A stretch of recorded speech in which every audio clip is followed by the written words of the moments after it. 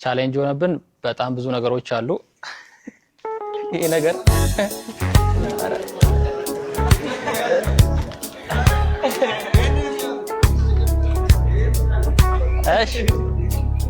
እሺ እንቀጥል። እሺ ስሜ ይድነቃቸው ወርቁ እባላለሁ። የሰዴታ ቲያትር አዘጋጅ ነኝ። ሰዴታ እንግዲህ አርሲ ውስጥ የሴቶች ለፍትህ ለመብታቸው የሚቆሙበት ማህበራቸው ነው።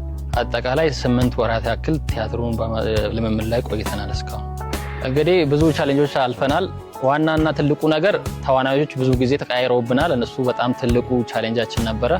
ረጅም ጊዜ መውሰዱም አንዱ ቻሌንጅ ነው። የምንፈልጋቸው ነገሮች በጊዜ አለመሟላታቸው አንድ ሌላኛው ቻሌንጅ ነው። ቲያትር በመሆኑም ደግሞ ቲያትር በባህሪውም ረጅም ጊዜ ስለሚወስድ እሱም ደግሞ ትንሽ አሰልቺ ስለሚሆን ያ ነገርም ትንሽ ቻሌንጅ አድርጎናል ብዬ አስባለሁ። ከአጃቢ ተዋናዮች ጋር አንድ ላይ ከ50 በላይ ሰዎች ይታተፋሉ እዚህ ቲያትር ላይ።